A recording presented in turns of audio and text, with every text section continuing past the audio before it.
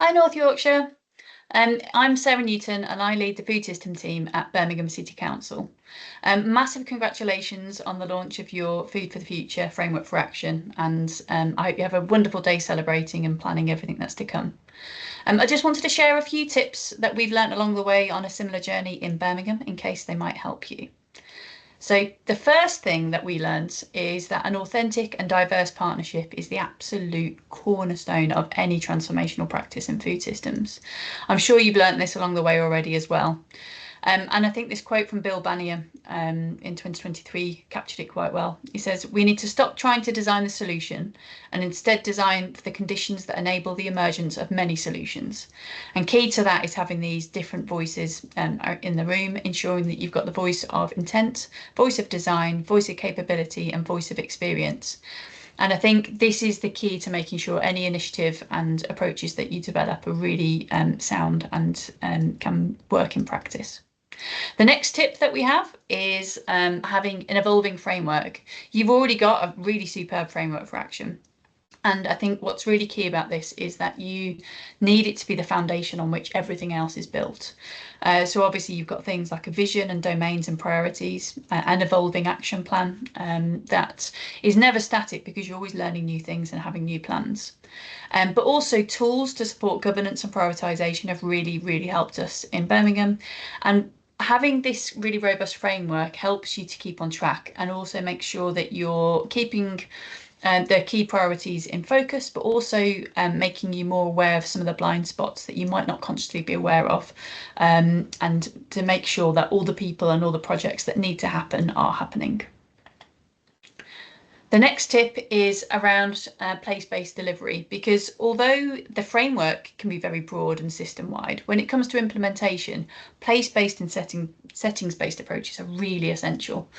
So what we found is we've needed to adapt and integrate and take almost mini food system approaches within some of the contexts within our city and make sure that we're addressing multiple priorities at once in those places. So that includes things around projects in schools, for example, looking at food waste, food insecurity, healthy eating campaigns and behaviour change campaigns, and also things that are happening in the dining hall and procurement and so on.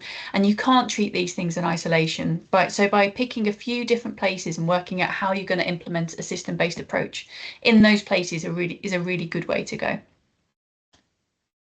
The next tip is around just recognising that people are everything. And strong, authentic relationships are behind every single success we've had in Birmingham. The food system team, we are more facilitators. We are there to make sure that we can connect the dots and all the different people across the system. But the actual work that happens is truly a very broad, wide collaborative effort. So the sorts of things that couldn't have happened without these authentic relationships include setting up the Birmingham Surplus Food Hub, developing food hygiene guidance for food donations, the cost of living grants fund for food projects, and also developing and delivering behaviour change campaigns. And I think the thing that we've noted within our approach is that every single change that we need to happen across the food system requires someone to do something differently.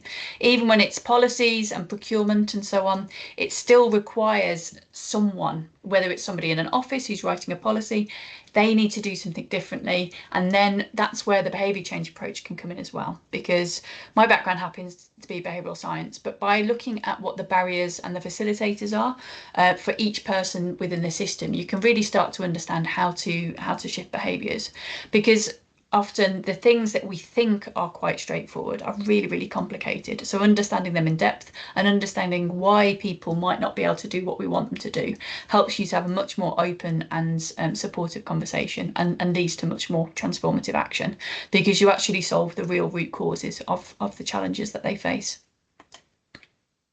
And then my final tip is that system change needs to be facilitated across so many different areas at once, and timing matters.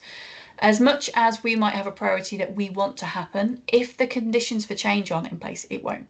So for example, you need to have in this model, it has 6 conditions of system change. So you need policies, practices, resource flows. They need relationships and connections, power dynamics, and mental models. So that's like more of the attitudes and beliefs about something. If any one of those is missing, it's really, really hard to make any sort of system change happen. So what we've tended to do is address where the gaps are. For example, relationships and connections sometimes need to be addressed. You need to bring people together, or sometimes there needs to be more resource flowing into a particular area of the system. And if you start to address the gaps, something will come along and then suddenly the timing will be right. For example, if there's a new procurement strategy coming about, or if there's a project that's about to be delivered across schools and you've got an opportunity to shape it and strengthen the food system aspects of it. And I think this is what's really key and why it's so important having a really broad partnership as well, because opportunities will come up, and if you can act fast and address some of these different conditions for change and have some things that you made earlier that you can slot into place, it makes a lot more impactful work happen and much more quickly. So that's it from me in Birmingham, but I really wish you the best for today. Have a wonderful time, and I'm looking forward to hearing all the outcomes and all the plans that you have going forwards. And I think what's really key is that food system transformation and any type of food revolution can only happen with all these different people working together. I'm so glad that North Yorkshire has been able to pull together this amazing framework for action, and I'm wishing you all the best. Thank you.